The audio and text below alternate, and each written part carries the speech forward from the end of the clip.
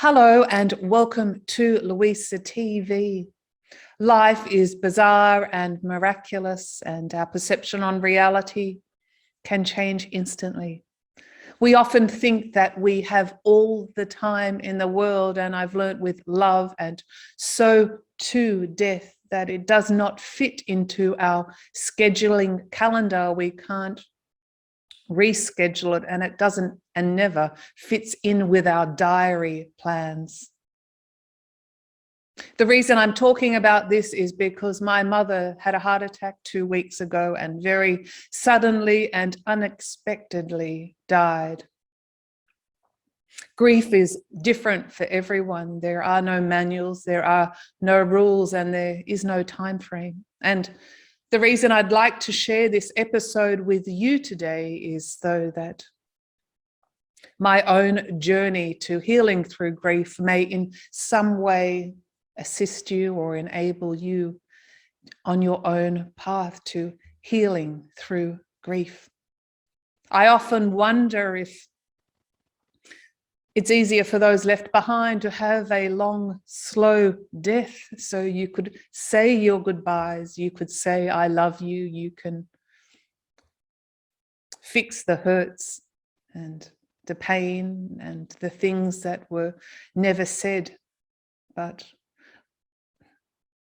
this happened very suddenly. You see, my mother and I had a conflicting relationship in the months prior to her death, and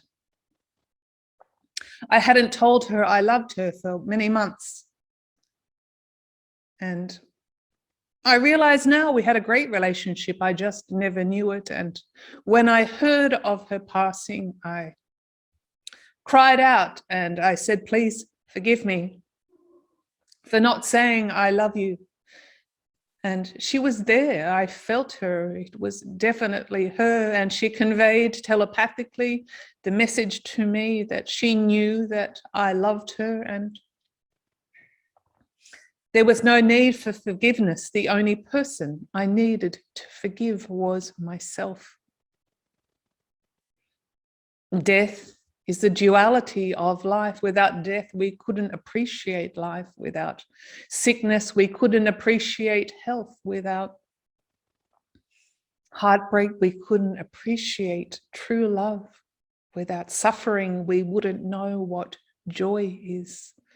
I don't necessarily think that I grieve the way many other people do. I don't feel that the more we grieve, the more we suffer, the more we loved. I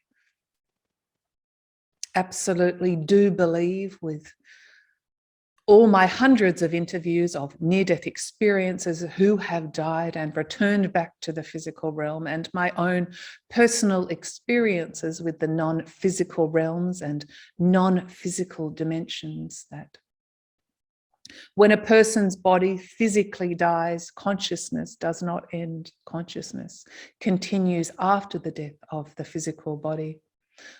Once that happens, spirit guides, angels, or loved ones come to take the point, the consciousness, the spirit, the soul, to higher realms or dimensions, and there is no time frame. This is dependent on the trauma that the individual experienced in this lifetime. But there's no doubt that at some point we all return home. We all return to God or the Creator or pure divine love. There are many names for it, but it's not some far off universe. It's just right here on a different frequency. And the funny thing is that we are already all of that. We just don't remember in our physicalness. My mother came to me very often, particularly in the first 2 days that followed her death, and I know she offered me a gift. I would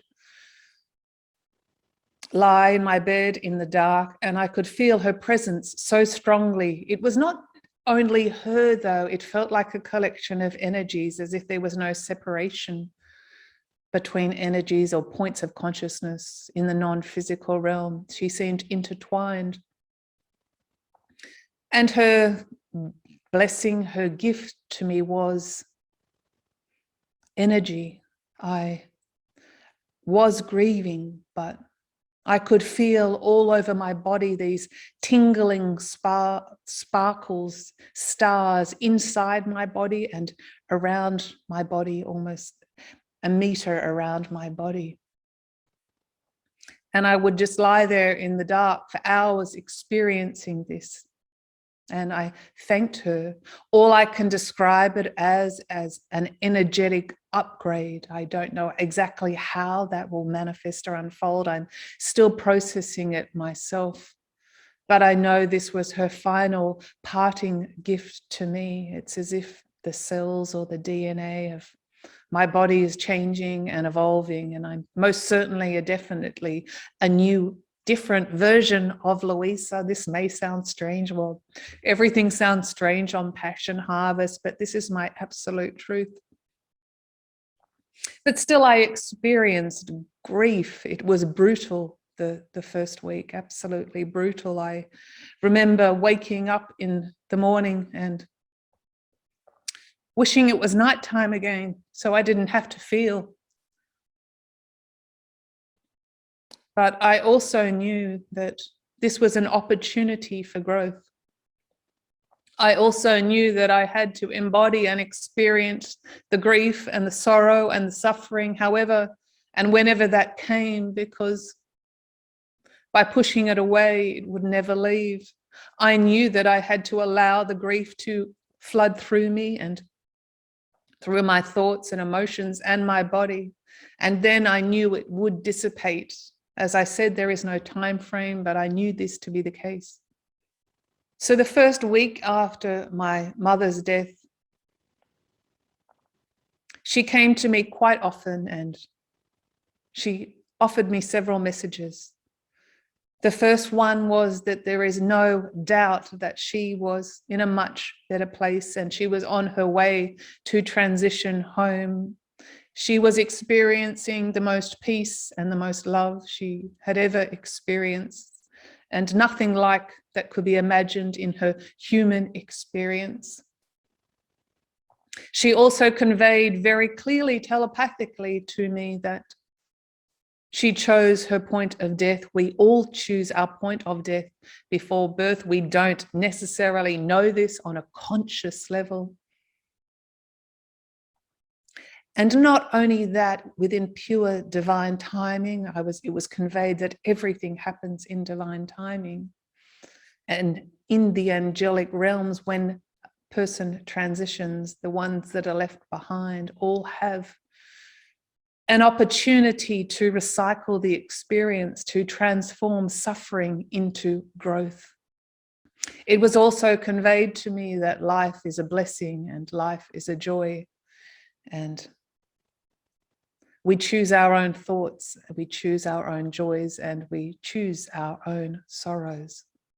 And all that's very well to say, but I was in the depths of grief and despair, and I prayed and I prayed and I said, help me get through this. And the words came to me: be present in the now, in the now. And that's what I did. All I did was focus on now, moments of now and nothing more, not tomorrow's or yesterday's, just managing to get through each moment and to the next moment and the next moment. And I started doing things that I enjoyed. Even the simplest things of putting extra honey in my tea because I wanted a bit more sweetness. I would go for long walks or swim. I would take long, slow inhalations and long, slow exhalations. And that moment passed, and then I went to the next moment. I felt my heart so strongly. At times I felt I had to hold my heart from breaking into pieces and falling on the floor. But what I realized with this whole experience, and it will be an experience that continues to teach me through the rest of this life and perhaps my many other lives, is that this death, this passing, this transition offered my heart an opportunity to expand and grow, to have the capacity to love more. And I made a choice. I made a choice. About a week and a half after my mother died, I made a choice, and I realized that it was my choice to choose happiness despite what had happened. Often life can seem unfair, unjust, unbearable. But our birthright and our freedom is to make a choice of how we choose to feel. And despite what happens, we can choose to be happy. And the more we practice this, the more we train this, the more it manifests into our reality. So I made a choice that day to choose to be happy. Start with small things. And I made a choice to find joy, because it felt so much damn better than living in grief. And I made a choice to realize that my loneliness, my feelings of loneliness were just a point of consciousness and just based on my thoughts. It doesn't matter. You can be absolutely and utterly lonely, surrounded by family. And I made a choice to get to know Luisa more, to find a deeper, greater version of Luisa. Because ultimately, if we can absolutely learn to love ourselves and be comfortable with ourselves, we can get through anything. It allows us a greater capacity to move through life challenges and flow through life challenges if we can be okay with us, because ultimately our reality, our consciousness, life, everything is only us, and everything outside of us is just a perception. And I made a choice to transform suffering into growth. And this has made all the difference, to realize that God, Source, has gifted me the power of thought to choose in each moment. It doesn't mean that I don't have down times, but it means that I have the capability and capacity to get back up a lot quicker. And this has been my true path to healing, moments of now, and making choices in each moment, because it feels so much damn better to feel good. In summary, this is what I have learned, and my gosh, I am still learning, but we come here for love. We come to experience love, and the greater capacity primarily of love that we can acknowledge and feel for ourselves and for others is why we're here. Love is what it's all about. And in each moment, ask yourself the question, what would love do in this situation? I also know, and these messages came very clearly to me from my mother in the days that followed, everything is going to be okay. Everything happens in divine order, and everything is as it is meant to be. My deepest sympathies for those of you that are grieving or in sorrow. And this episode is for you today, and I would like you to know that through this whole process of suffering, this human existence, it does not damage your soul. Furthermore, in the depths of despair, please know that there is always hope. And please know that there is always light, always. Life is short. Tell those who travel alongside you that you love them, and tell them often, both in the physical and the non-physical realms. They do hear you. Bye for now.